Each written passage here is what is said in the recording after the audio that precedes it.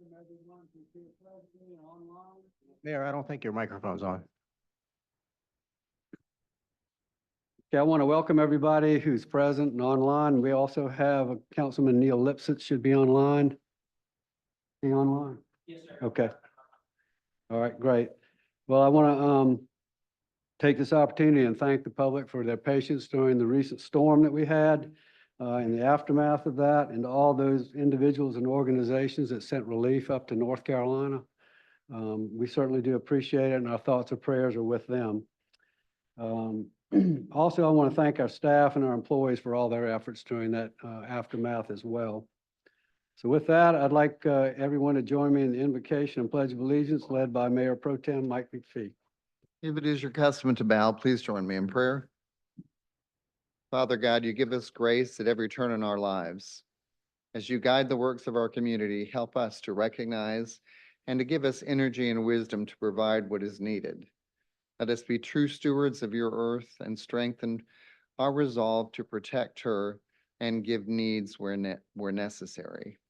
Guide the decisions and thoughtfulness of our meeting this evening. In your holy name we pray.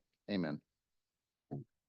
Pledge allegiance to the flag of the United States of America and to the republic for which it stands, one nation, under God, indivisible, with liberty and justice for all. Okay. Now it's time for public comment on agenda items only. Is anyone wants to come forward to speak? Is this on an agenda item? Yes. Okay, yes. Give us your name and address for the record. My first name is Scott, last name is Sampson. I live at 607 Mystic Drive West, Beaufort, Mossy Oaks. Yours is a non-agenda item? Oh, I'm agenda. I didn't know that. Oh, Councilman okay. Scaletti told me it was an agenda item. I'm sorry. This is the first time I've been in here. So I just want to address a situation that's about public safety and traffic flow that's been going on for over a year. And most of it is involving Rebo Road. There's 5 specific signals that are horribly timed. And I've been watching this and sitting at each signal, taking notes and watching what's been going on each time the signals change as the traffic builds. And I wanted to bring that to the attention of our city council. Both my wife and I work and we're out early in the morning, afternoons, evenings, so we see all of this. But what's happening is certain lights are changing for the side roads specifically, and they're staying longer when no cars are actually passing through the intersections on the side roads. And then the signal will change and it gives us 12 seconds to get through a signal such as Mossy Oaks Road and Rebo, as well as the advanced green is turning when there's no vehicles in the turn lanes, which then slows the traffic down. And what's happening and why I say it's a public safety concern is people are now, if you follow them, if you come up to a signal and they're first in line, they're making a right turn, doing a quick U-turn and basically bypassing the signal and just keep on going through the intersection. I've noticed it. I've also seen multiple people run red lights because they're used to the signals being red for so long for the cross streets.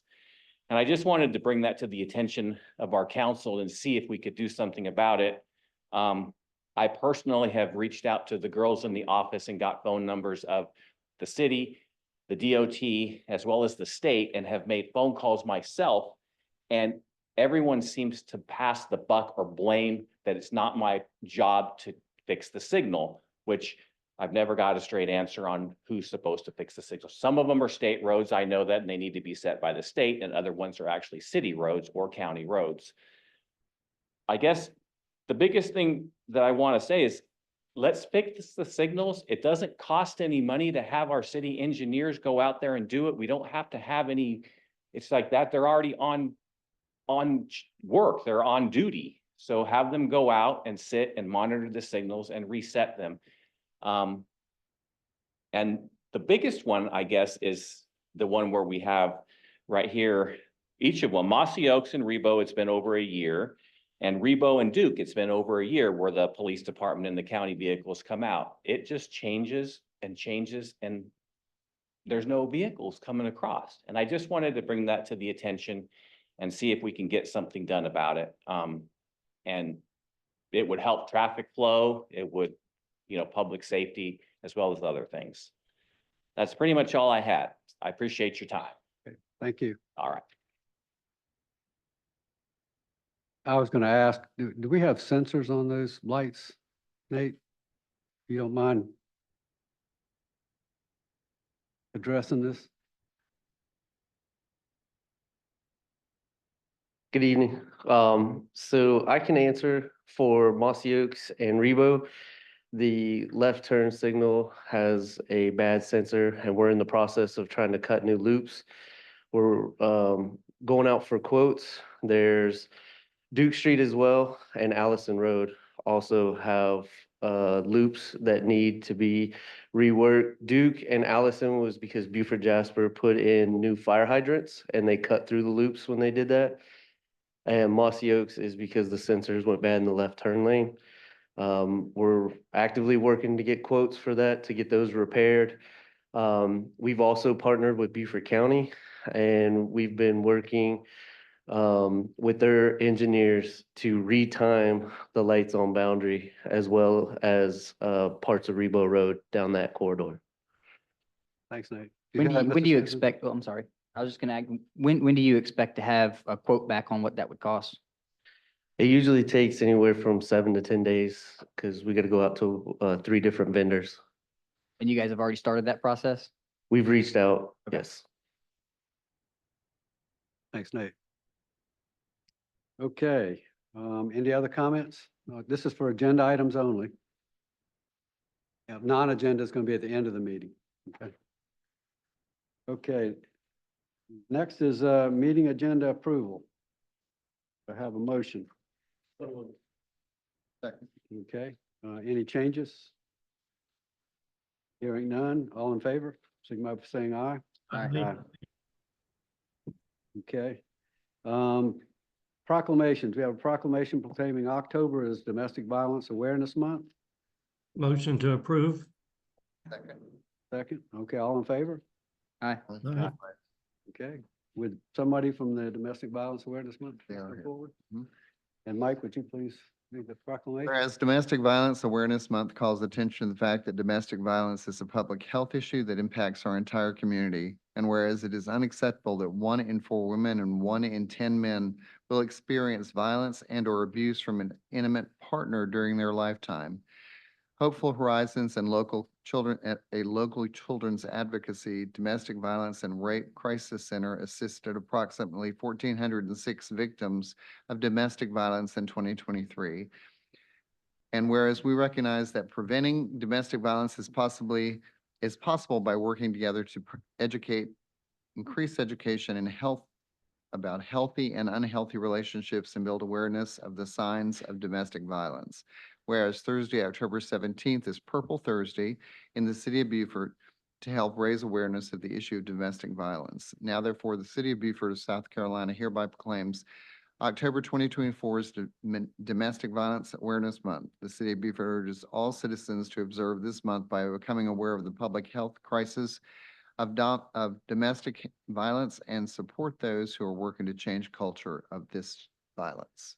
Sorry, I'm tripping all over this one today. Thank you, Mayor Cromer and council members, for your recognition of October's Domestic Violence Awareness Month. I'm Kristen Dubrowski. I'm the CEO of Hopeful Horizons. We are the local nonprofit children's advocacy, domestic violence, and sexual assault victim service organization serving the 14th Judicial Circuit.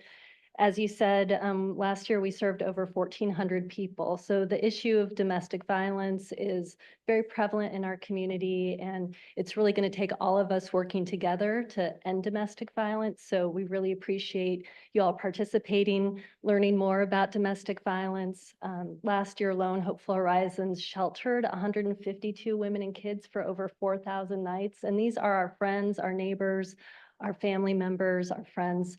So again, thank you for helping us raise awareness. You have purple ribbons up there to wear on the Thursday. Y'all Wear purple this month. Thank you all. Thank Can you leave one for me? Yes, it's, I will. Here we go. He's in the Ethernet there. I'm doing my best to turn the town purple. Okay. Okay, next we have a proclamation proclaiming November 8th, 2024 as National Parents' Teachers Day. So moved. Second. Okay, all in favor, signify by saying aye. Aye. Okay, someone here from, I know they are. Whereas the concept of parents as teachers, developed in the early 1970s, is an evidence-based parent education and support program designed to empower parents as their child's first teachers. Whereas research shows that greater parent involvement is a critical link in the child's development of learned skills, including reading and writing. And whereas PAT helps parents understand their children's development and connects them with the resources they need to make better choices for their family. And whereas PAT and their local affiliates help build strong communities, thriving families, and children that are healthy, safe, and ready to learn by matching parents and caregivers with trained professionals who make regular personal home visits during a child's earliest years in life, from prenatal through kindergarten. And whereas PAT helps children to develop, learn, and grow to realize their full potential. Now, therefore, the City of Beaufort, South Carolina hereby proclaims November 8th, 2024 as National Parents as Teachers Day. The City of Beaufort encourages parents, teachers, organizations, and families in Beaufort to join forces to support children in the communities of their education goals.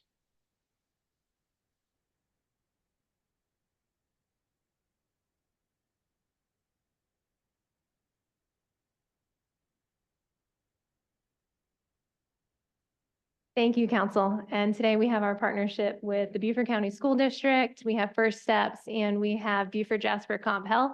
We have parent and a board member. National board. Go ahead. I'm a national board member of the Parents as Teachers National Organization also. okay, thank you. So thank you for honoring this day and really supporting the children and families in our community that are our youngest learners and tomorrow's leaders. Thank you. Okay, yeah, Thank thank you. you, Can I, Josh. can I Yes, make a question. comment, ask a quick question? Yes. So typically I don't do this for the proclamations, but this one kind of jumps out at me because I really appreciate what you guys are doing. So I got on the website and I just want to take a look at some things. I saw that one stat really surprised me that you guys had, and that was that 45.2% of the children either live in poverty or in low income houses. So I was not aware of that. I was aware of the fact that there was 10% of the county that's considered to be in a state of poverty. I didn't realize that half of the children were in a state of poverty or low income housing. And so that statistic caught me off guard. But then I looked at the Parents as Teachers program specifically and saw that there were 10 children served. And I don't know if that's right or not. This is just the latest report. I looked at the 2023 annual report. So my question, I guess, is the proclamation is good, but is there anything specifically as far as an identified need that you guys have been able to determine would help you expound on this program and reach more children or parents, especially in regards to helping parents be teachers? I'm not sure which annual report you're looking. Beaufort County First Steps. Okay, and with a combination with all our organizations, even like Miss Linda Freeman serving 20 families with multiple children. So with a combination of all our organizations, we're serving a large number of children and families in the community. So any child that's residing within Beaufort County that needs support with parenting needs support, we're there to offer those services for free. Okay. Hey, I'm Dr. Jamie Singleton, and I'm a pediatrician here at Beaufort Jasper. I'm also the Chief Medical Officer at Beaufort Jasper Hampton Comprehensive Health Services. I've already said I'm a national board member for the Parents as Teachers program, and I'm also our medical director for our Parents as Teachers affiliate at Beaufort Jasper Hampton. First, I want to commend these ladies. The work that they do to help our children is more than they could ever see right now. These are the ladies that go to the homes. It's a home visiting program. So these ladies and gents, because we do have some parent educators, or what they're referred to as, that are gentlemen, they go in the homes and they help those parents that did not get that mom or dad that was the one who sat on the floor with them and teach them how to teach their children while they play. They get those parents that may have not finished school or are looking for a better job and help them set goals for themselves while they're also working towards teaching them how to be a better parent to their children. They are getting children ready for pre-K. And as we know, from 0 to 5 is when the development really happens. And that's the work these ladies are doing. So to answer your question, what do they need? They need your support in the sense that they need to know, they need for you to understand that they're doing a work that makes Beaufort County and Beaufort City better. Because if these people didn't have them, there would be detriments that you would see in your numbers. They need funding. They are funded by the McVee grant, which is a federal grant, mother, infants, y'all help me with McVee. Maternal, infant, say it again, say it louder for me, sweetie. Maternal, infant, early, I can't get, I'm kidding. I'm not, I just call it, I call it McVee. But it's a federal grant from HRSA that is through South Carolina State. It's through the Department of, who's over McVee? That's okay, it's different programs. So they get different funding, my bad. But they still need funding because of course this doesn't come easy. They've got to live. They've got to help their parents live. So they give them developmental tools to help them teach their parents. They need resources. These families need resources. So they need things like job development. They need things like school and GED programs. They need things like food banks. They need a way to get up and be able to work on their child.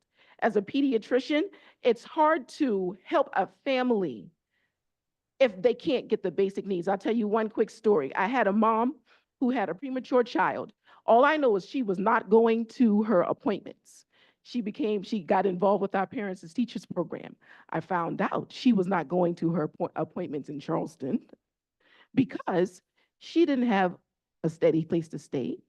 She didn't have a steady ride. And her child was sent home on an apnea monitor. I don't know if you've ever seen an apnea monitor, but it's about the size of a textbook that has to be, there's a band that goes around the infant's chest. And so she's carrying this textbook along with her baby because apnea means that the baby may stop breathing. And mom wouldn't know unless the monitor went off. So it wasn't until then that I understood as the pediatrician that mom can't do what I'm asking her to do because her social needs outweigh her health needs at this time. These ladies help with their social needs. These ladies really get parents the help that they need to be better parents for their children. Thank you very much. Thank you. Thank you.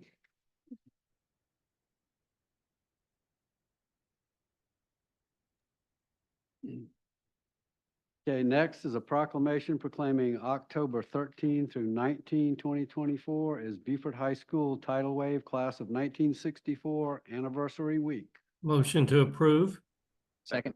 All in favor, signify by saying aye. Aye. Aye. Whereas education and educational institutions are critical to the long-term health and prosperity of the city of Beaufort.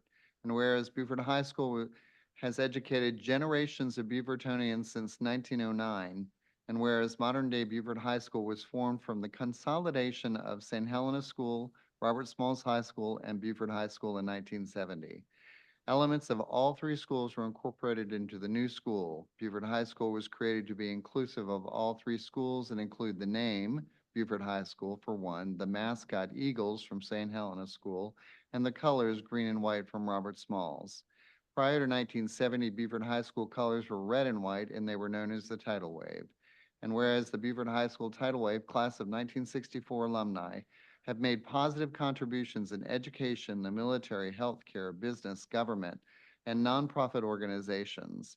And whereas the Beaufort High School Tidal Wave Class of 1964 is celebrating their 60th year since their graduation on October 18th and 19th, 2024 in the city of Beaufort. Now therefore, the City Council of the City of Beaufort, South Carolina hereby proclaims October 13th through 19th, 2024 as Beaufort High School Tidal Wave Class of 64 Anniversary Week. Congratulations.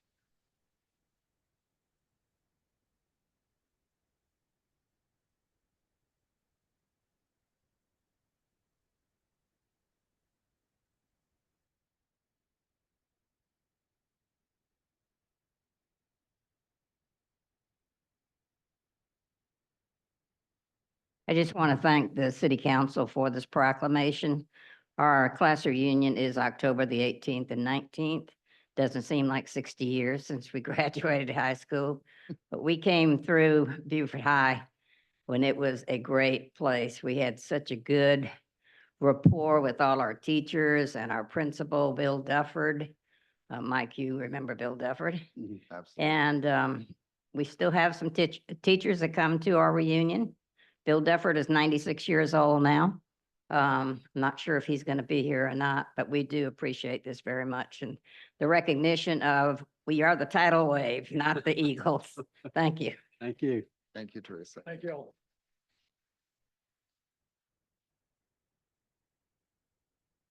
Okay, excuse me. Next on the agenda is the consent agenda. Do I have a motion to approve? Motion to approve. Second, We have second. second. All right. Any discussion? I do have some things. I didn't have time to get it all together, but I could try to go through it. One, I had a question for Kurt. And this is just in regards to once a project, well, I guess first of all, two things. One, we have a lot more than just the monthly report here, so I didn't know if there was a way for us to have a monthly report and then maybe have all of the developments that are either pending or whatever at the quarterly report.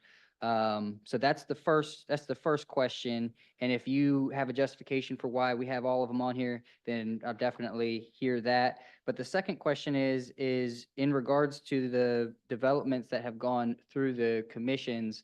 Last time I had asked for just like a little note on the side as to what the board's decision was. So have you thought about how we would incorporate that into the future reports? I think what maybe I misinterpreted, I think we added all of the meetings for each one, added all of the stats. So could you just maybe explain what you were looking for? And I Yeah, certainly sure. can provide whatever you would like. Yeah, just so like, for instance, if something was approved with conditions, what were the conditions? Or maybe not each, let me see here. I'll try to give you an example. So, So you want the actions on every single item that goes to all those boards? Is- well, I think that can be pretty lengthy, especially if we're going to do each one of these. Like if we do just a monthly report, like what was approved this month, what came through that board, which is kind of what I would look for. Now, I don't know what the consensus of council would be, but my thought would be you'd probably see 3 or 4 items maybe on the report, and then it may be easier to put more detail in regards to what the board's decision was. But in some cases, you know, we would just see that this development came through the board, but not necessarily know without going back and looking what Okay. their decision was. I think we just listed all the cases, but if you'd like to just put approved or tabled or. Right. I mean, I think that would be the simplest way to do it, since we're already providing all the cases. Whatever you want, we can put on there. That's- Well, and I don't know, maybe the rest of council has a different thought on this, but like some of these were, you know, issued in April of 22, issued in December of 22, extended, issued in Oh, December. so 20 that's too much. You mean Well, some of the building and development stuff doesn't get started for a year or two? And I Yeah. think they're pulling permits now, even though, you know, it might have gotten approved a while back. Right, and Is that maybe what we you're see this saying? on a quarterly report, but is your thought now that we would see this, and maybe this is a Scott question, but is the thought now that we would see each and every one of these every month?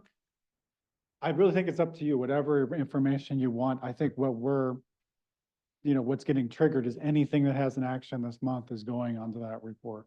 If they're still active, it's Okay. still showing up on this Yeah. report, right? Isn't that, Right. isn't That that what what you we did. originally If it's asked? active, it goes on the report. don't but know We if don't that- have to do that if you don't. Is that I right? didn't know if that's what we originally asked for. I thought we had asked for just a monthly report. So in my mind at the time, I was thinking that we would see There wouldn't what be happened that repeats month. of things that are still on, even if they're still Yeah. current. That's what I was thinking we'd see at the quarterly reports. The quarterly capital projects that we had discussed. Well, a from list what I of- a list of understand, them. so they're going into Munis, which is our finance accounting system that goes through finance. So if it somehow is active this month, it gets triggered into that report. And so that's so we can maybe clean that up. but- Okay. Well, maybe we put some more thought into that. I see what you're saying. I mean, I know what you're saying. It's just that, because there's carryovers for each month Right. that will be covered on the quarterly, but I'm not sure if it's an ongoing project and it's active in that month that we can remove it from the list. say. Well, so you take one, for example, you have the, I don't want to use this one because it's got confrontation, but parking garage, right? 918 Craven Street, issued December 21st, 22, extended. So unless that went to the board this last month, why would we see it on the monthly Or report? Well, something that's a happened. build, yeah, okay. I mean, I think we could clean it up if that's is that what I'm hearing from everybody? That we remove projects that are still active, but,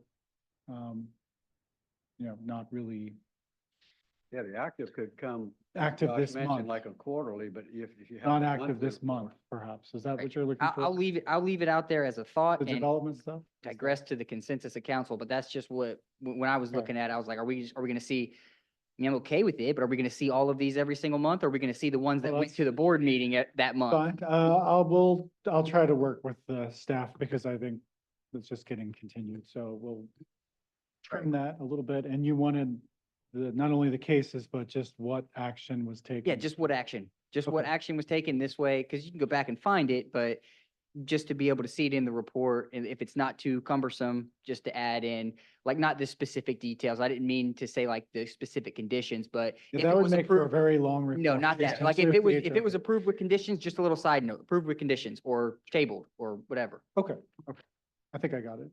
Councilman, this is a good discussion. Thank you very much for your input. Staff initiated providing these monthly reports to give you an idea of the battle rhythm of what we're doing as a staff on behalf of the city month in and month out. And we knew it was going to be a learning process and we would refine these reports going forward. And that's just the kind of feedback we need. So thank you. Thanks, Scott. Then looking at,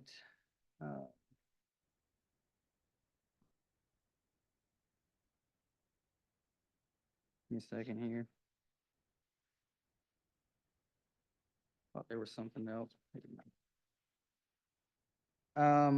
Chief Ogden, for the fire department, we had all three members graduated September 27th. That was a success?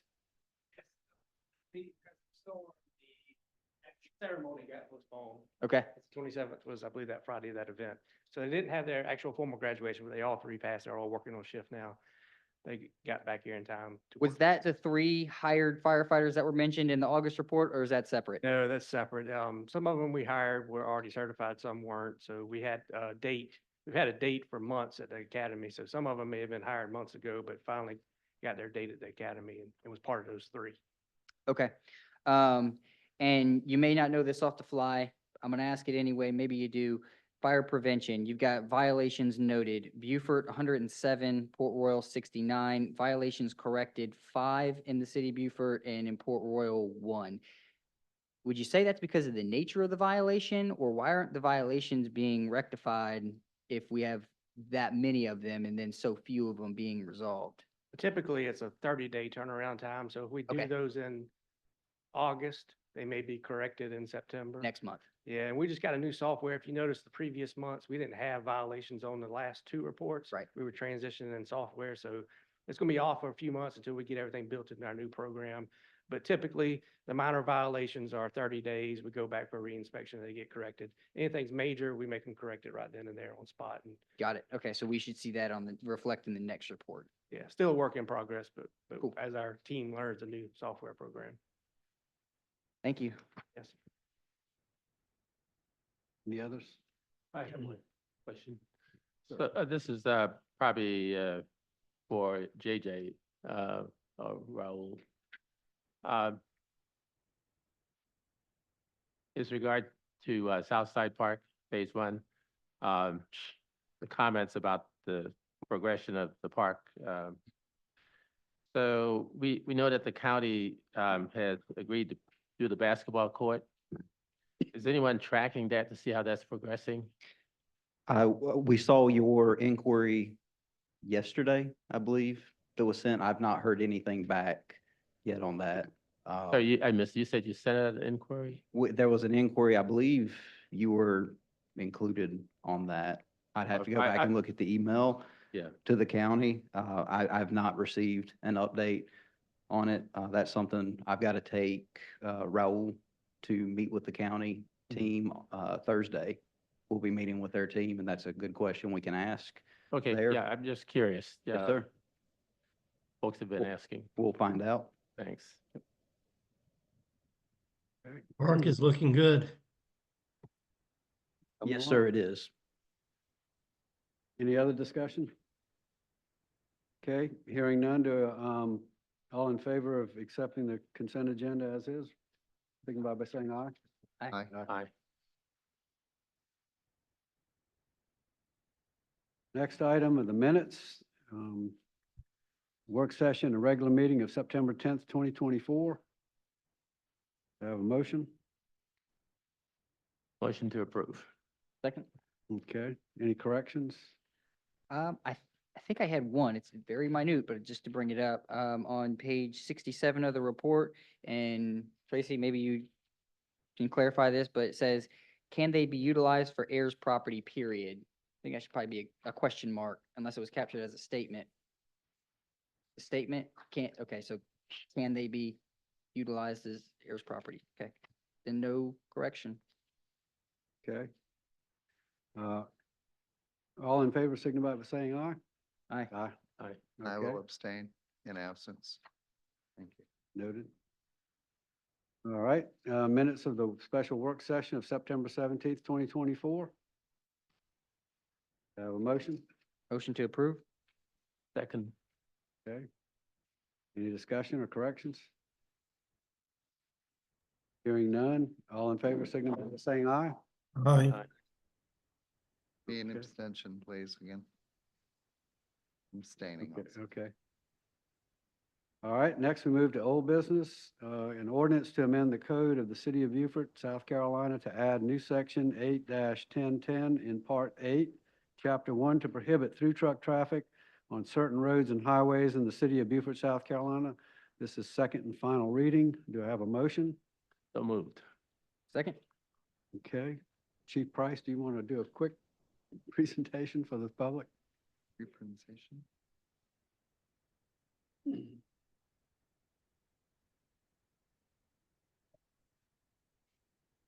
Mr. Mayor, Council, thank you for this evening. This ordinance will increase safety for our residents and visitors while increasing quality of life and increase the lifespan of our historic infrastructure in downtown with the through truck traffic ordinance.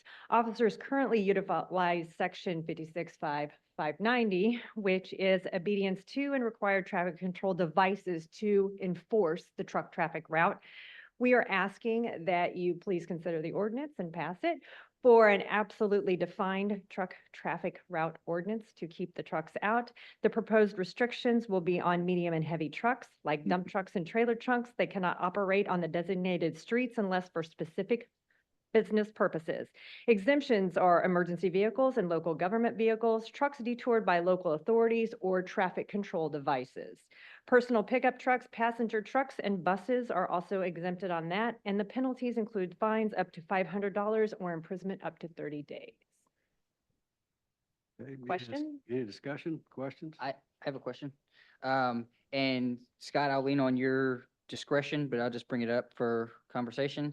So on page 84 of our packet in the observance of truck routes required, we have the exemption spelled out and it says, one, operation of regulated vehicles that are making pickups, deliveries, or which have other specific business such as being en route to repairs, provided that the provider can show proof of said business through documents such as bills of lading. And then in the ordinance, I did not see that captured anywhere, so it does state that unless the operator of such truck is carrying out specific business which requires his or her operation of the truck along such streets, roads, or highways. But I didn't know if there would be value in adding the language of them having documentation to prove that business spelled out in the ordinance, or if that was specifically left off for a reason. I don't think it was specifically left off for a reason. I think it's a reasonable amendment to request upon second reading to have that added. Copy. Okay, this is second reading, so. So This I'm is going second to reading. go ahead and make the motion to amend. See how it would add in there. I will say at this point, and however y'all want to work, it's great, but we do use bills of lading a lot. I don't know if we necessarily need it in the ordinance. Of course, we'll up to council's discretion, but it's not abnormal for the officers to know that they have the bills of lading and to look at it. So maybe it was left off as standard practice because we do use that a lot. But whatever you all decide. The rest of everybody think? Go either way. If it's SOP, I mean, if it's typical standard operating procedures to check it, then I'm not sure it may be overkill. I mean, we can do the amendment and add it on it, but I think there's other things in here that could add more. I don't think it's necessary, but it's your call. I'll second it if you want it. Okay. Mitch? Maybe it's good to have it in writing. Neil? I'm good either way. All right, I'll go ahead and make the motion to amend it then. So I move that we add language, so it would read, unless the operator of such truck is carrying out specific business which requires his or her operation of the truck along such streets, roads, or highways and shows proof of said business through documents such as bills of lading. And that would be added to section 8-1010 through truck traffic prohibited. Second. Have a second. Any discussion on the amendment? Hearing none. All in favor, signify by saying aye. Aye. Aye. Okay, now we go back to the original motion. The original vote for the ordinance and any discussion. I guess no discussion. We'll go ahead and go to a vote. All in favor, signify by saying aye. Aye. Okay. All right, we're good. Thank you very much. Thank you. Okay, next is an ordinance to amend the Code of Ordinances of the City of Beaufort, South Carolina to add a new section 4-1002 in Part 4, Chapter 1, adopting regulations for the combined use of utility poles for electric and communication wires in the City of Beaufort, South Carolina. This is second and final reading. Do I have a motion? So moved. Second. Okay, motion is second. JJ? Thank you, council. This has been an ordinance that was several years in the making. City attorney has worked with Dominion Energy and looked at several other municipalities across the state, how their ordinances regarding utility poles were written.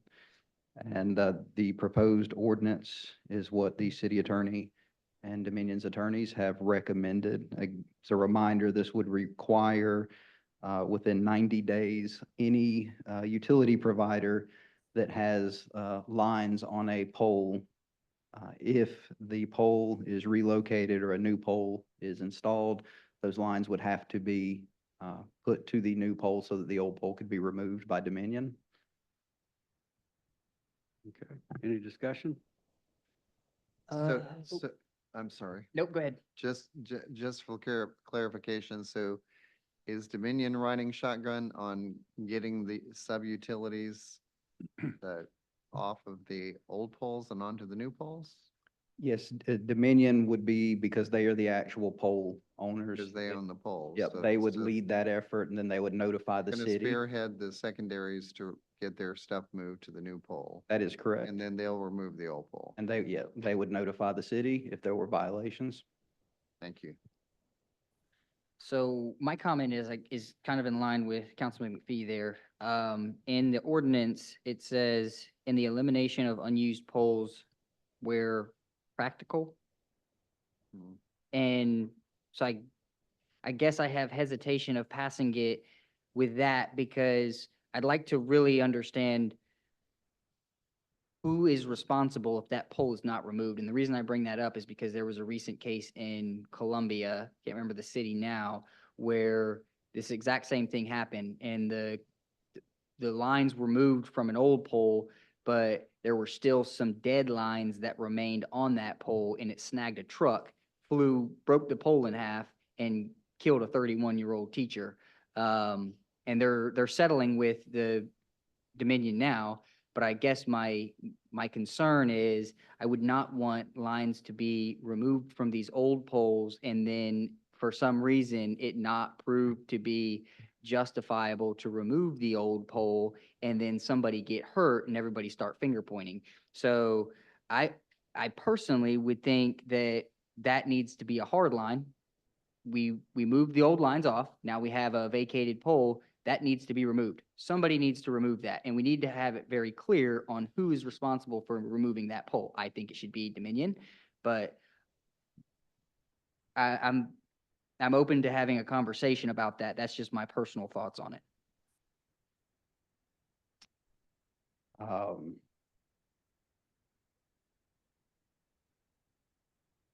Who other than the pole owner are you concerned about being responsible? That's who I'm concerned with being responsible. I want them to be responsible for it. And I don't know that that's clarified in this ordinance that they would be the ones responsible for removing those poles.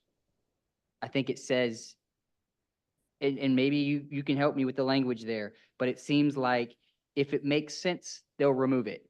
And I'm just wondering about what happens if it doesn't. I don't believe that liability would fall to the city at that point.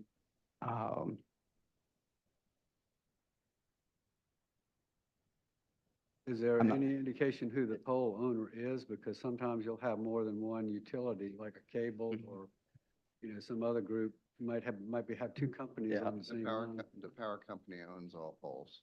Do they?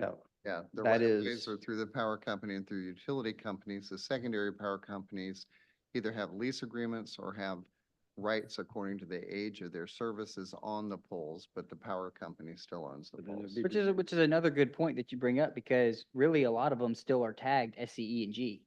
Oh, And sure. so I think that there needs to be some responsibility on Dominion to go out and inventory these poles and then to show that they've inventoried these poles, they need to put their name on it. Well, Take they the do- old tag off. They do have the SE&G as a successor company in their logo. Yeah. So everything that has SE&G on it from a liability standpoint, if you're concerned about the liability, it's still going to fall back on it, Dominion. on Dominion. But are you concerned about the terminology in here that says we're practicable? Yes. So that doesn't remove their ownership. That means that if there's a pole in the marsh coming across from Coosaw Island that's halfway between the river and otherwise, they're not going to remove that pole. That's not It's what gonna this stay says there. though. That leaves, I That's what- get your point. That's what where practicable means. I get your point. I just think there's a lot of ambiguity in that, and I don't think that I think they could find room to not just say, okay, well, it's in the marsh. We're not gonna go out there and get it. I mean, it was put out there at one point in time, so it made sense to put it out there. I think it should also make sense to take it down. But From an aesthetic standpoint, you're right. I think, and fine for aesthetics, but right now, my concern here is safety. And perhaps if I didn't see the previous incident in Columbia, maybe it wouldn't have even flagged it. But that's the concern. So- If the consensus is to leave it in there, fine, but I'm just putting it out there that I'm personally concerned with the fact that they have room to leave the vacant poles up. Is the city of Columbia being sued? Yes. And, well, Dominion. Dominion. But the city of Columbia is being sued also. I have to go back and I have to read that case. I didn't- understand didn't why read that case. I Dominion would be didn't know the details of responsible. it. I know that Dominion, it seems like is settling for $30 million, but the point is some of these poles may not be in the condition to be up. And if they're vacant and we remove the lines, they just need to come down. And we need to make sure that they are, that we're very clear on the fact that we want them down. Josh, maybe if we put a time limit in there, within 60 days it be removed or something That's like that. Already 90 days in there. That's a good point, but 90 days is for them to replace the pole, right? Well, transfer facilities, so that's transferring the lines, but that's not in regards to taking the pole down. That's what I'm saying. Put a time limit when the line is empty that they have, 60 days from then or whatever to take it down. That'll give them a chance to get the resources in. That's a good thought. Transfer it. Councilman, with all due respect, I think we're migrating away from the original reason why this ordinance was requested. These poles are in the right of ways that are owned by the utility companies. They're not on city property. They're not owned by the city. The sole reason that Dominion wanted this ordinance in effect and they came to us for it is so they could remove the old poles. It's for the purpose of requiring other utilities who are piggybacking on their poles, when they replace their poles and they put a new pole within reasonable proximity to the old pole, for us to require the movement of those lines to the new pole so the old pole can be removed. We don't have any authority to act in their right of way other than that. I would be hesitant to try to codify exactly all of the situations where the pole would need to be removed, because we don't generally deal in that. That would be a decision that would be made by the pole owner and the easement holder. So what would be a justifiable reason for it to stay? If there's a potential for relocation, if they want to use it as a potential support pole. I don't know what those reasons would be, but I don't know that. I'm trying to think of how to codify that. Might I suggest that we perhaps go ahead and pass it and then monitor the activity from the movement? And if we see that they're not living up to the expectations of it, then we come back to revisit it. Good suggestion. I think that's a fair suggestion. I would throw out, if the intent is for them to remove the pole, I'm not sure why it would be an issue for the ordinance to capture that, but in the sake of moving the conversation forward, if the consensus is to pass it and then assess. Okay. Could it have been that the Dominion's intent was implied, that the reason they wanted the lines or to require those that were piggybacking on the pole to move it to the new pole, so that then they could remove the pole? I mean, they That's didn't say absolutely it, but correct. it seemed like that might have been implied, right? That's why they made the request to the city to enact the ordinance. Yeah, so I'm concerned that maybe, I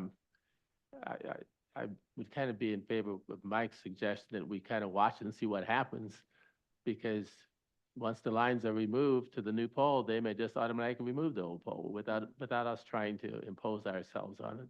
I mean, Dominion asked for this ordinance. Yes, I that mean, is correct. They want to have the ability to compel the secondary users to move to their new pole. Correct. We're helping Dominion push them to move the utilities to the second pole so Dominion can remove the poles.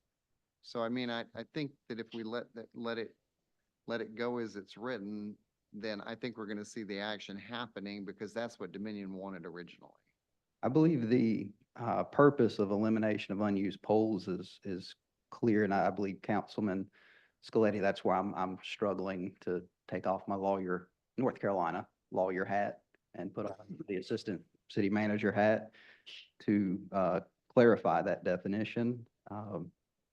The language in the ordinance, whereas the co-location of electric and communication wires on utility poles which occupy the same right-of-way, and the elimination of unused poles where practicable will add to the aesthetic character of the city's streetscape. It's really only the where practicable that's what's throwing me off, is I don't know how much flexibility there is in that. And it may be their intent to take them down, but I guess just removing those two words would make the ordinance that they want us to pass clear that the intent is to eliminate the unused poles. And maybe it's not an issue, but I that's, think that's where my hesitation was. I don't know how I don't know how that's defined. without going into South Carolina legal advice, I would have some concerns from a practical administration standpoint with dictating to a utility provider that has an easement what they do and do not put in the easement.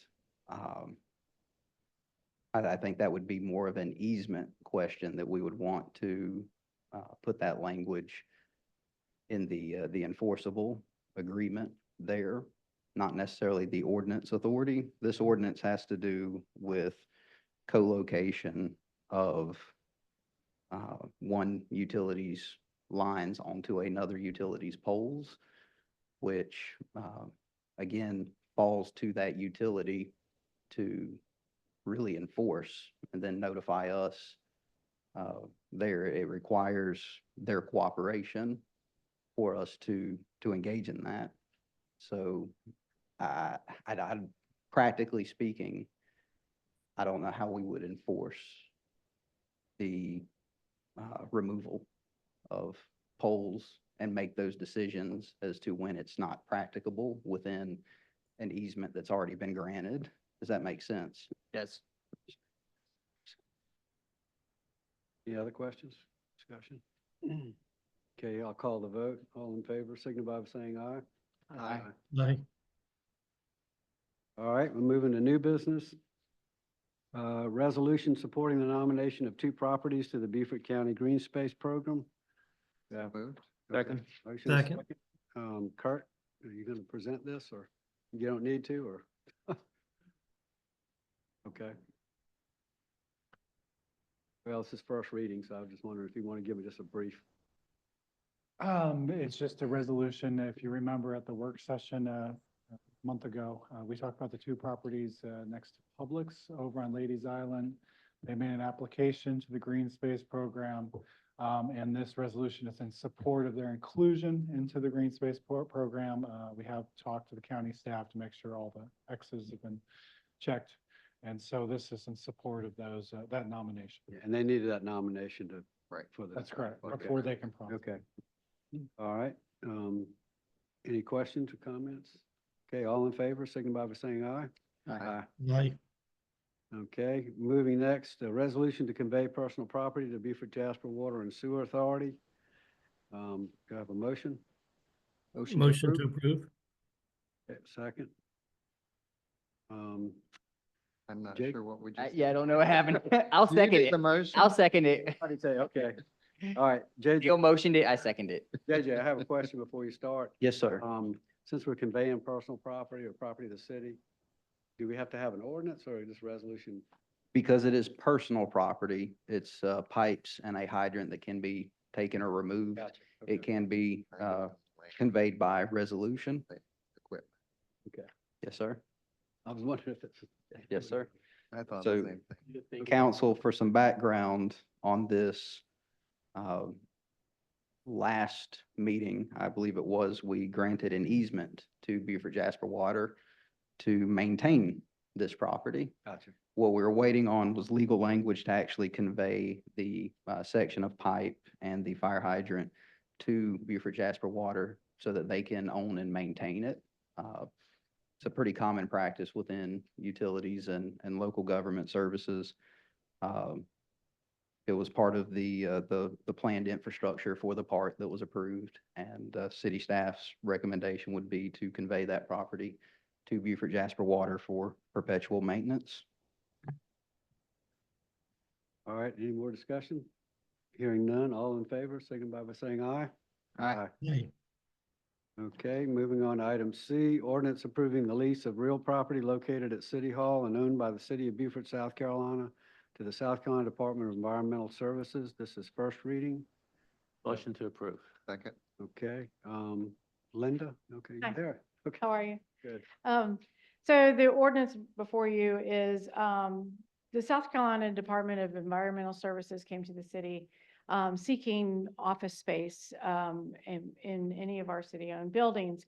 At City Hall, we have 1,197 square feet approximately of open space, vacant space on the first floor. And this ordinance would allow us to lease that portion to the South Carolina Department of Environmental Services, in which they have about 4 staff members. And it also executes a lease that has been negotiated. The lease is for a 3-year term with options for some 2 years of 2 1-year extensions. There is also a CPI adjustment to the lease. The annual lease is $23,950. And we also would be recouping a portion of our utilities and janitorial services that we spend the cost, and that is about a $12,700 and some odd dollars a year. That also would be adjusted as we use it. So it is based on what we used in the previous year, and we would adjust it every year based on the cost and prorated for the amount of lease space. And this ordinance allows for that. All right. Any discussion? Hearing none, call the vote. All in favor, signify by saying aye. Aye. Okay, motion passes. Now to an ordinance to amend fiscal year 25 budget for revenues and expenditures of general fund, ARPA fund, and capital projects fund. This is first reading. Do I have a motion? Motion to approve. We're good. For the combo one. Yeah. I'm liking this. Somebody take the second, but anyway, good. Okay. I'll take the second. All right, Alan? Yeah, good evening, Mayor and Council. This is as a result of our September 17th work session that we talked about reallocating the remaining ARPA funds that was obligated or budgeted, I should say, for the Calhoun Street Drainage Project. Here's a summary of the budget, proposed budget amendment. $500,000 for repaving city-owned Battery Shores neighborhood roads. The city council did request this number be lowered to $450,000, but we just received a recent quote for this job that just came in shy of $500,000. So for it to be fully funded by ARPA funds, we recommend to keep that at $500,000 for that project. And also $200,000 additional funding for consulting services for Henry C. Chambers Waterfront Park. $32,000 for a vehicle purchase for our capital projects director from ARPA funds. City staff did research the cost comparison between purchasing outright and a 3-year vehicle lease, and we recommend purchasing outright for that vehicle. And then $100,000 for the neighborhood revitalization program from ARPA funds. You may remember we've already budgeted $50,000 in fiscal year 25 approved budget. And then this total $150,000 will be reallocated to the general fund in exchange for $150,000 from the general fund for the economic partnership, so that we can remain in compliance with the Treasury's obligation deadline of December 31st. As you know, we're working on a kind of a contract with Beaufort Jasper Housing Authority that grants us a little more time to work on that process. And then this leaves us a little over $31,000 remaining for prioritized lists of unfunded department requirements as detailed in the Exhibit C of the budget ordinance. And this grants authorization to city manager to execute a purchase order based on the availability of ARPA funds based on that list. So happy to answer any questions you may have about this. In our last discussion on the vehicle for our new VIP officer, right. I left that discussion with the impression that we were leaning toward leasing the vehicle. Do you recall what was compelling to Yeah, have you lean toward buying it? Yeah, we've just with the lease, you have to pay interest every month and stuff. So we thought just purchasing it outright. I think we compared the two. I think it was like $32,000 from state contract, or a little shy of $32,000 to purchase outright but then with lease, it was about 39,000. So we felt this was a better option to lease it outright or to purchase it outright, I should say. Thanks. That's for the same vehicle? Yeah. That's very surprising because I thought the whole point of leasing was to pay the depreciation that you put on the vehicle in the course of the time that you have it. So I There's- would find that very alarming if for the same vehicle, you'd be paying $7,000 more to lease it than to purchase it. Yeah, just with interest and Compounded interest, is compound, yes. that why? And also there's, we saw with lease as well, there's like a buyout amount at the end that we had to pay as well. So we factored that If part you in. buy That it was- out, Yeah, that was about $4,000 or so. So that, that would make sense if you bought it out, but I thought the intent here would be because we're having a capital improvements project manager for 3 years, and typically your leases are 3 years. So.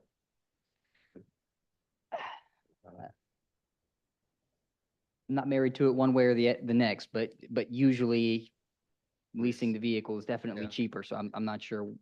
But we went that direction for a lot of our, public safety. Yeah. So right, just not to pay the upfront costs as it's just for trying to outright be purchase, but economics. we felt it would be better. That, Desire to change or? Any desire to change? Oh, I'm good with it the way it is. No. We don't have honestly, we don't have the data in front of us to see. I would have liked maybe to see what the cost difference in the breakdown was. Not that I don't trust you, I do. I mean, anytime I've looked at leasing a vehicle, that is what the point of it is to pay on the depreciation and it's cheaper. So I don't really understand why it's not here. But at any rate, if that's the best route, then. and I can So, yeah. provide the information in between the first and second readings. So you can kind of see Okay, those that's a details good, and stuff. that's good. Thank you. Okay, if no other discussion, we'll go ahead and call the vote. All in favor, signify by saying aye. Aye. Aye. Okay. Thank you.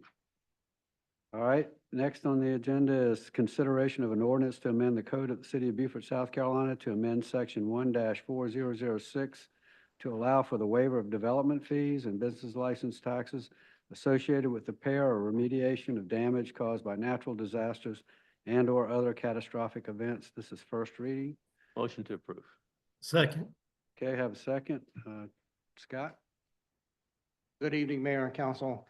This is a simple ordinance to allow for some discretionary authority granted to the city manager in wake of natural disasters or declared emergencies in order to waive certain permit fees and also to waive business license requirements for businesses that may be performing the services that would otherwise have no need for a business license in the city of Beaufort. Previously, we did not have this codified. This gives the authority, again, to the city manager to make that decision in wake of disasters. And this particular ordinance is retroactive to September 1st, should you approve it, which predates Helene. Any discussion? Okay, hearing none. All in favor, signify by saying aye. Aye. Okay. That was first reading. Okay, next on the agenda is public comment. This is on non-agenda items. I have Ms. Ginger Marshall first up. Good evening, Mayor, Council. Thank you for giving me the opportunity. My name is Ginger Marshall. I'm a paramedic with Beaufort County EMS, and I'm here to speak to you about our third annual Beaufort County First Responder Food Drive.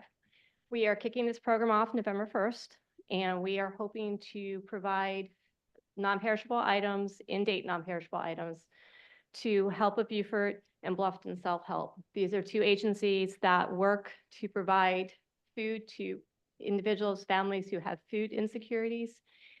Currently, Bluffton Self-Help is providing food to 500 families, about 40,000 to 50,000 pounds per month. Help of Beaufort has said that they have seen an increase of 18% in their food needs.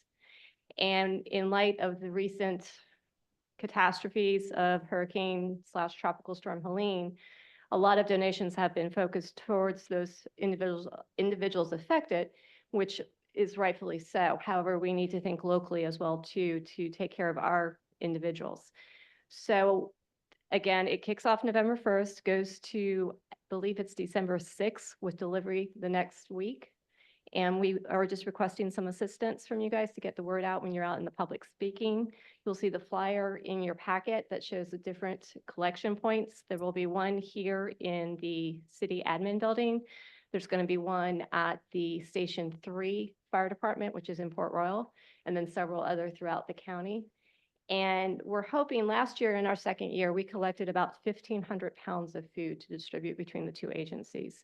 We would love to see that, match that and even exceed that this year. And that's our plan, is to exceed it. So are there any questions about this program that, was started because as first responders, we see what the constituents need in the area? Lots of times they're foregoing medication that they need to survive in order to put food on the table. So is there any questions about this program or what our goals are or anything in general? Just non-perishable food? Yes, non-perishable, in date. Unfortunately, last year I had a lot of purging to do. We appreciate what everybody does, but we do need to provide in-date items to these two agencies. Can you email me a copy of the flyer, please? Yes, Councilman, the administration will do that for you. Okay, thank you. All right, otherwise, thank you guys and have a good evening. Thank you. Appreciate Thank it. you. Okay, next we have, is it Sheila Jenkins? Wait. Good evening, Mr. Mayor, and to the City Council. Thank you for the opportunity to address my concerns as a resident of Beaufort. After being gone for over 30 years, I relocated back to Beaufort, to this quiet community where everyone previously knew our neighbors, only to find that things had changed. Don't get me wrong, I am not in opposition of change if we have a balance in the process. A balance that we are meeting the needs of our entire community, which brings me to my first point. My focus here today is the rapid decline in facilities and programs for our children. Long gone are the days when I remember the skating rink, the bowling alley, pals, and the Boys and Girls Club. Those programs help to build positive social interactions.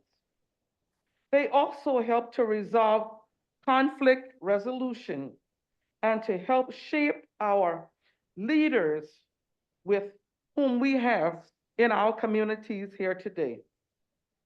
With the rapid increase in development throughout our city and the decline in activities for our youth, I have noticed an increase in lawlessness and criminal activities throughout the city and our county, mainly in apartment complexes.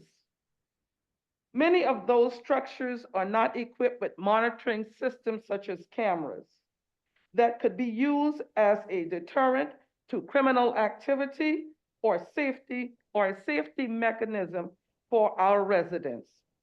I would like to ask this council to consider the following for our city. Require all new commercial property and apartment dwelling to install monitoring systems. Number two, to set aside funds to establish a partnership with our local law enforcement to ensure the trust and community engagement. Number three, to ensure that we maintain proper infrastructures such as our roads, our bridges, and transportation, etc., to meet the quality and standards for all of our residents. With social changes and work demands, we need our children to become great problem solvers, communicators, and successful leaders. But first, we must give them the opportunity. So thank you so much. Thank you. Thank you. And if you would, if you could get with our police chief, that she can fill you in on some of the projects that they're doing with the apartment dwellings and security and the cameras. I had a meeting with Chief Price yesterday. Okay. I had a meeting with the Housing Authority yesterday. Okay. I had a meeting with the sheriff department yesterday. So I take this very serious because when I left here in '88, I can remember the Gardner case on St. Helena Island. That was the first murder case that I could remember here. And coming back 30 years, I pick up the newspaper every day or look at the news and there is a shooting or a killing or a child this morning brought a gun to Beaufort Middle. So there is something that is detached here and we have to do a better job. So I, along with several, I have some of my friends here from the Beaufort County Awareness Group, we are starting to pick up the mantle and try to resolve these issues. But we need all of us working together. We cannot do this job by ourselves. So thank you. Right, thank you. Okay, next, looks like Patrick. Okay, all right, Rob Cahill, you're up. Rob Cahill, 608 Water Street. Boy, I tell you, don't follow someone like you, but no. I want to echo what you said. It was clear, concise, cogent, eloquent, filled with passion. Can you speak into the microphone? Can't hear, Neil? No. I wouldn't be the first. Okay, I'll be happy to repeat it. I want to celebrate and echo your clear, concise, and cogent comments.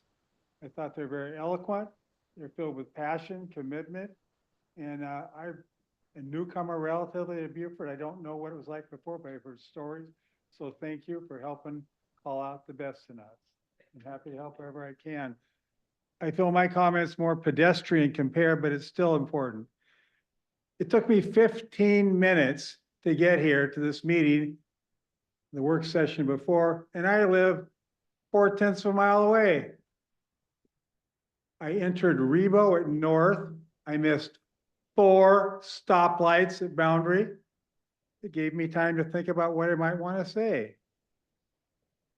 I know that growth management and the pace of growth is on all of your campaign platforms. 4 of you are running along with challengers Julie Crenshaw and Josh Gibson. I would encourage you to highlight that, speak vocally about it, what ideas you have. I know a lot of these decisions predated your arrival.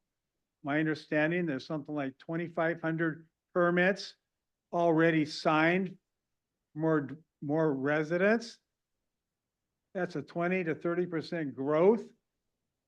In my 15 minutes would be an hour with that many more people.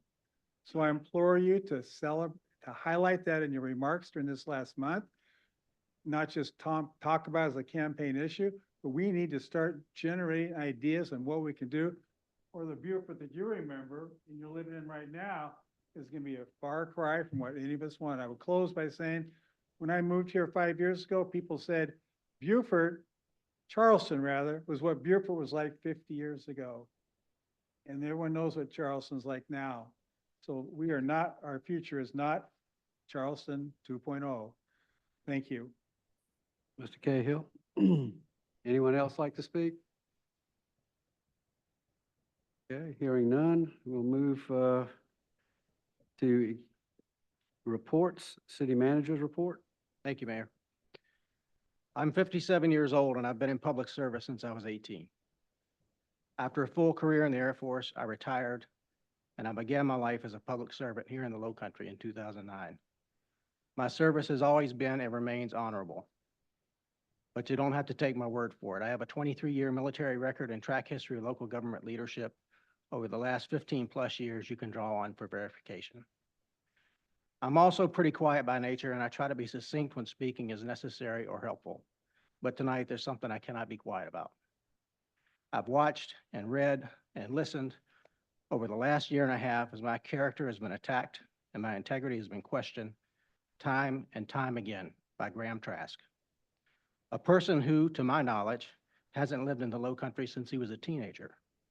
A person who, as far as I know, has no experience in serving others.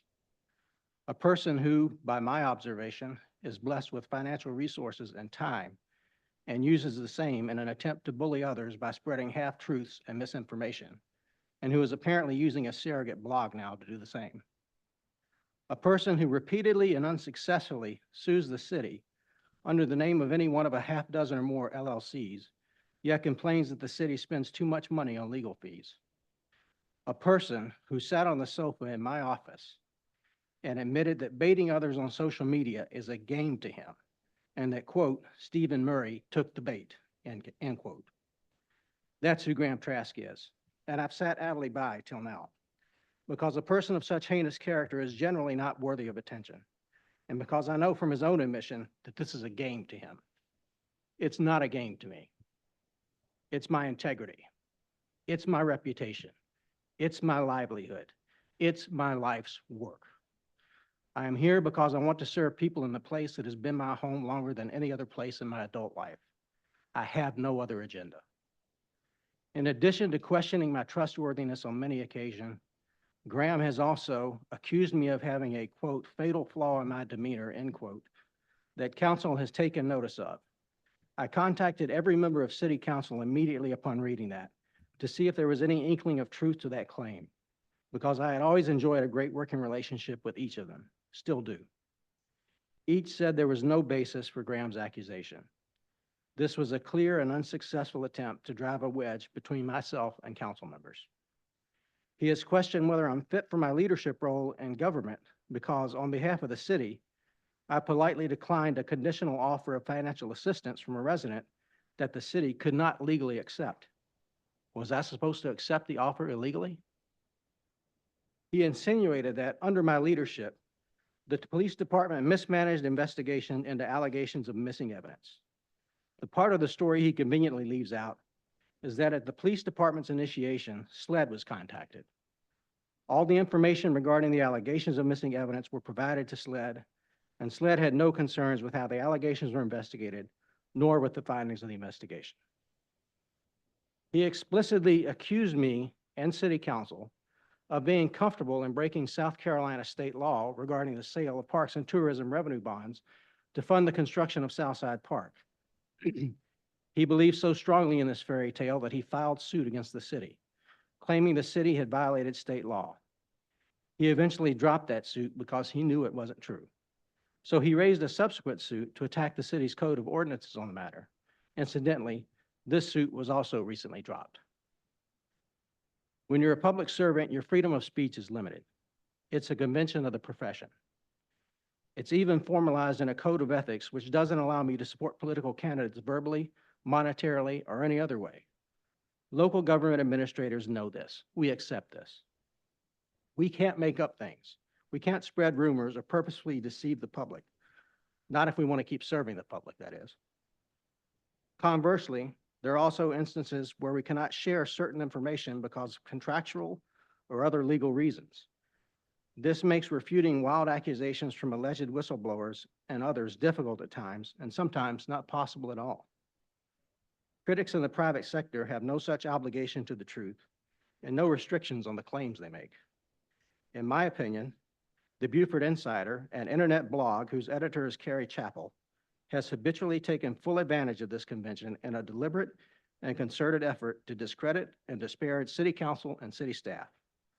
I see no other reasonable explanations for most of the articles they have published about the city, nor for the stilted manner in which they were written. It is true that I have directed city staff to not interact with the Beaufort Insider, but it isn't because the Beaufort Insider is critical of the city. If that was true, we'd have a no media contact policy, which would be preposterous. It is because of the unprofessional actions and the blog's consistently demonstrated inability to distinguish between fact and fiction, and the false accusations made by incorrectly connecting dots. Case in point was the assertion that individual council members had been negotiating lease terms with Safe Harbor when that was not the case at all. This evening, I've said my piece, and my intention is to not publicly discuss this any further. There are far too many pressing city business matters that require my attention. We are at a period of unprecedented volume of activity in city government. Drainage projects, constructing parks, seeking solutions for an aging waterfront park, determining the way ahead for a marina management, revising development code, rehabilitating at-risk contributing structures in the historic district, implementing new crime-fighting technology, reconfiguring fire department headquarters to accommodate a joint fire EMS station, and the list goes on and on. Those are just some of the immediate issues staff are dealing with every day. These and others are the same issues that I'm happy to discuss with every one of the candidates for mayor and city council. I extended an invitation on August 21st to each of the city's 6 candidates vying for office to meet with me as an opportunity to dialogue on current activities as they relate to the city's established priorities. The invitation still stands, though it has not yet been accepted by any of the candidates. Now, on to my standard remarks. I attended the International City and County Management Association Annual Conference in Pittsburgh, September 20 through 25. It was a very informative conference overall, but it was pretty clear there's a tremendous emphasis being placed on artificial intelligence and how to best implement its capability in local government to better serve the public. We're looking forward on the staff to seeing what AI can do to improve our efficiency and our effectiveness in the coming years. We held the 30th Annual Shrimp Festival this past weekend, and despite the rain on Friday evening, I think it was a success. It's especially impressive considering the mess that Tropical Storm Debbie made during her visit week before last. Special thanks to Linda and her downtown operations team, Alan and his finance team, the many volunteers who helped staff the event and sell tickets, and lastly but not least, to Nate Farrow and his public works team. Getting the waterfront park ready while simultaneously cleaning up the rest of the city from the storm was nothing short of heroic. Superheroes don't wear capes. They wear work boots and hard hats, and they work for the city of Beaufort. Speaking of, curbside pickup of yard debris from the storm last week will continue through this Friday, October 11th. Please know that we continue to monitor Hurricane Milton's path and expected impact to our region in concert with the Beaufort County emergency management officials. As with any storm, we urge everyone to rely on official sources for storm information, to include the city's social media, media releases, Beaufort County's Emergency Management Division, and National Weather Service bulletins out of the service's Charleston office. I want to let everyone know that Beaufort County will host a public hearing for the Beaufort County Transportation Sales Tax Referendum, October 16th at the Beaufort County Council Chambers from 5 to 6 p.m. Also, I want to let everyone know that the Beaufort Regional Chamber of Commerce is hosting a candidates forum on Monday, October 21st from 5:30 to 8:30 p.m. at the USCB Performing Arts Center. The forum will be conducted in 3 parts. From 5:30 to 6:15, county council candidates will be focused on. From 6:20 to 7:05, the focus will be city council candidates, and from 7:15 until the conclusion of the event, mayoral candidates will be on the stage. The city's annual Halloween event is scheduled for Saturday, October 26th from 10 a.m. to 2 p.m. I was out there last year. It was a great event, and if you haven't been to it, you need to go. We're going to have trick-or-treating, games for the kiddos, and I think even a Halloween costume contest, Linda? Not the costume contest? There'll be lots of costumes, though. Okay, all right. So lastly, Election Day is on Tuesday, November 5th. South Carolina, due to the storm recently, has extended the voter registration deadline to October 14th, close of business. If you haven't registered, you still have almost a week left to get registered. If you are registered, vote. Early voting period opens on October 21st and closes on November 2nd. Any questions? Questions from council? Thanks, Scott. For the mayor's report, I want to thank everybody for coming out this evening. I also want to, again, extend a thank you to our city departments and staff for all their work during and after Hurricane Helene. It was a lot of work, and also to every organization and those groups who have sent relief supplies to Western North Carolina. Over the past, since the last meeting, attended several ribbon cuttings. We've had like 4 new businesses open up recently. We also attended several meetings, SOLOCO, NERPIC, which is the Northern Regional Planning Implementation Committee, and also the Lafayette Celebration Group, which is trying to have a celebration for Lafayette's 200th anniversary in March when he came to the city of Beaufort. Also attended several, addressed the Beaufort County Youth Conference along with council members Mitchell and Scolati. Also spoke to the USCB Freshman Honors Class on community service, and attended the Shrimp Festival and First Friday, and it was a wonderful event, and there were quite a few people there, so I appreciate it, Linda, all your crew. So that, I'll start on my right with Councilman Mitchell. Well, thank you, Mr. Mayor. Good evening, everyone. Yeah, I want to thank Nate and his crew. I know they were working hard during the storm and post the storm. I saw them out and about cleaning up stuff, and I thought the best thing for me to just, aside from saying hi and thanks, is to stay out of their way and let them do their work. So as the mayor mentioned, attended a few ribbon cuttings since we last met. Especially enjoyed the one at the Coastal States Bank, just up the road on Boundary Street, welcoming them to town. Also, I was at the Beaufort County Youth Conference back on the 28th of September. I want to send kudos to the folks who put on that program. I didn't realize what's going on in some 30 years that they've been mentoring and inspiring our youth to realize their dreams. Back on the 3rd of this month, I, along with Lisa Sundry of HBF and Ken Miola, our code enforcement officer, and Kurt,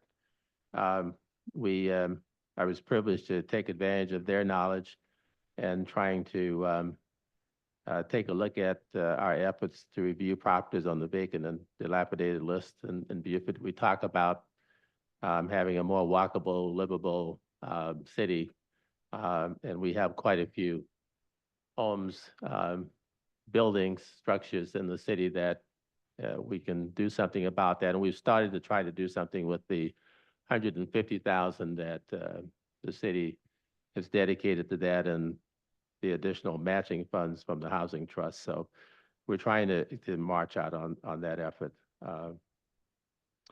Also attended the Shrimp Festival. I want to thank Linda and her crew. Still eating the food from that I got there and loving it too.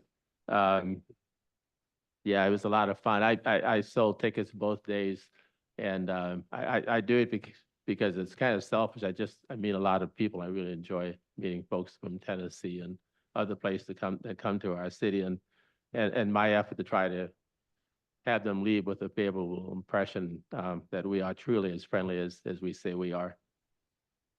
Also want to send a shout out to Officer Rick Rollins. I think he was here earlier. I didn't see him. I was hoping he would be in here when I make the comment. But Rick has started a program at the Charles Lynn Brown Community Center, mentoring young men.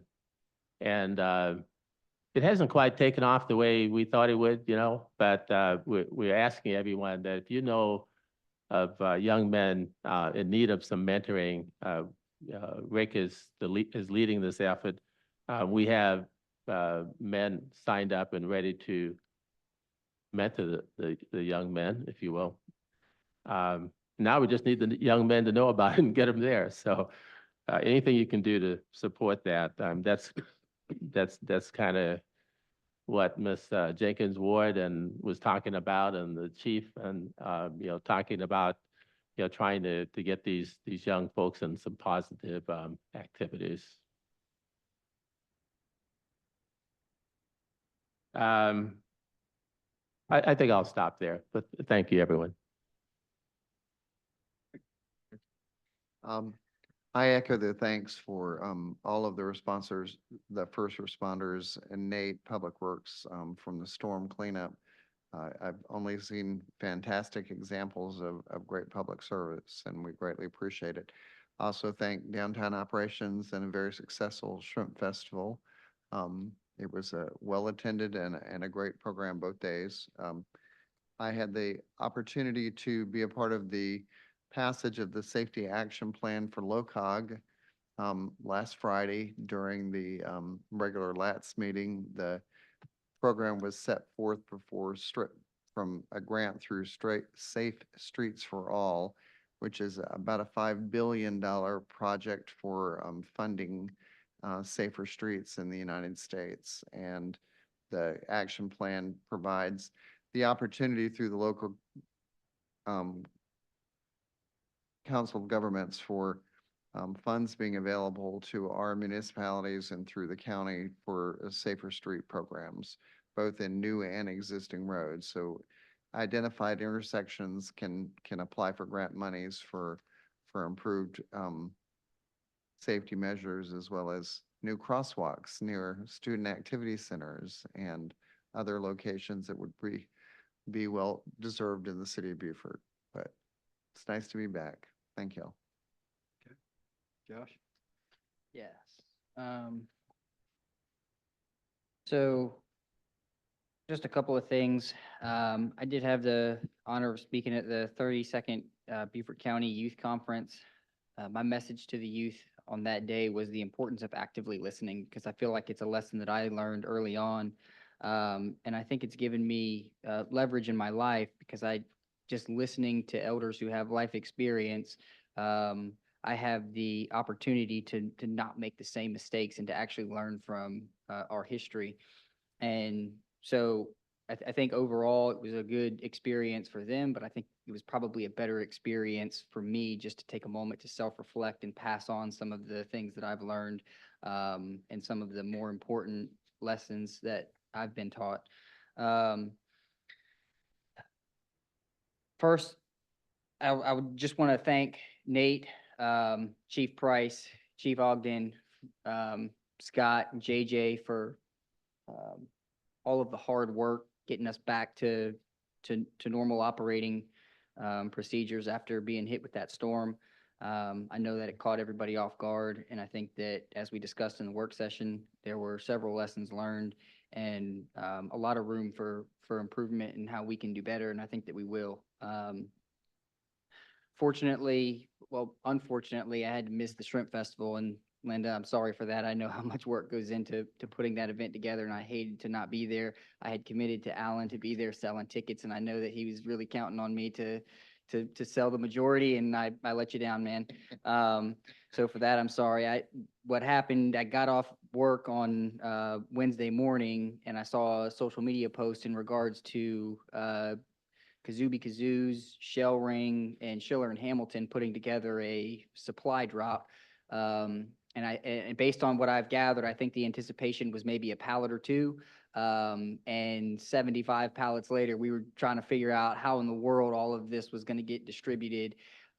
Fortunately, maybe hundreds. I don't know how many volunteers stepped up, but I can tell you there was a lot of people working to the point of exhaustion to get all of this stuff palleted, wrapped, and ready for distribution. And at first, I really didn't have any intentions on going to North Carolina, but then I was told that there was a convoy that was going on Thursday with the intention of camping out and trying to not just distribute the supplies, but help the folks that were less fortunate than us in this storm. And so I went home, packed a to-go bag and a chainsaw, and left with that convoy to North Carolina. And three things really stood out to me while I was there. One, we were able to just go to we were able to go to 5 or 6 different distribution centers that were organized and set up to disperse these supplies further into the communities. But the first thing that stood out to me was the level of compassion and unity in our community. The amount of people that came just to drop off a small amount of supplies to turn into the magnitude of 75 plus pallets is extraordinary. And I think oftentimes, I know for myself, I get caught up in the media and how we're portrayed to be divided and against each other. But sometimes in natural catastrophes like this, the opposite is highlighted as fact. And I think that's what this revealed is we are unified, and we are absolutely willing to come together. And even before folks had power here, they were willing to provide supplies that they had with a question mark on when they would have power to help somebody else who suffered more. That's a true testament to who we are in our community.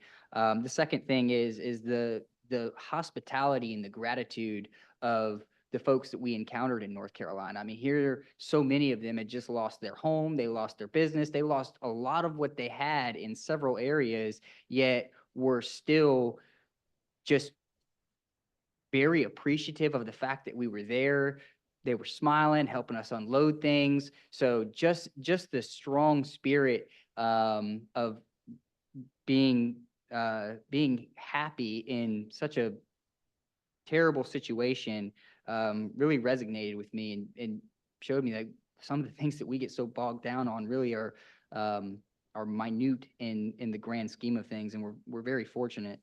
Then the third thing is the necessity of improving our own preparedness for natural disasters. And I think we kind of talked about that in the work session, but going there and seeing firsthand how these organizations had come together to not just distribute supplies, but take in job orders. There was a church that we went to, I think it was on the second or third day, and by that time we're all pretty nasty. There was no water or power there, so we weren't showering. This was real. But we went to the Biltmore Baptist Church, and when I walked in, I was just so impressed at the level of organization. They had an entire team. They had their vests, their name tags. Everybody had a designated responsibility. They gave us this 2-page waiver to sign. And here we are, a bunch of renegades. We come here to help, and these guys they have a professional next to professional operation, and they have job orders that are printed out. And basically, as these things are coming in, they're getting them very detailed. There's a house. This is the address. There's a 36-inch tree that fell on the west side, and just very, very detailed and organized. And I'm not saying that's what we should inspire to be, but at the same time, just going there and seeing what their situation was gives us the ability to see where we may be able to do better. So that was the third thing that stood out to me. Anyway, very thankful to have made it back and to have those lessons learned, and just want to say thank you to everybody that came together and stepped up for not just our community, but for our neighboring communities and states. And that's all that I have. So thank you. Councilman Lipsitz? Yeah, yes, okay, I'm gonna try to keep this brief. I'm gonna kind of ditto the thanks that everybody gave to the staff and how well they worked together. Mr. Marshall? Yes, Mr. sir. Marshall? Yes. I do not know of a more honorable person than you. Thank you, Yeah. Councilman Lipsitz. Josh, I want to thank you for the chicken soup you brought me when I was ill. I want to thank everyone else for the offers of help. I really appreciate it. I'd like to be there tonight. Right now I'm in Columbia. While I was in bed sick, I got an email that I was appointed to the Municipal Association South Carolina's Legislative Committee. We meet tomorrow morning. One of 12 people in the state of South Carolina to be appointed. A lot of mayors from a number of places and a few councilmen from other places. Places like Greenwood, Sumter, Blythewood, all over the state. Anyway, I was honored to be appointed to that. And with that, I want to make a motion that we go into executive session.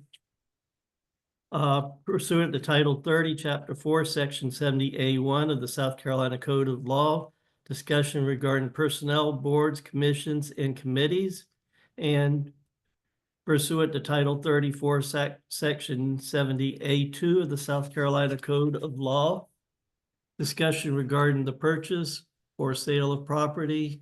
I move to go into executive session. Have a second? Second. Okay, all in favor, signify by saying aye.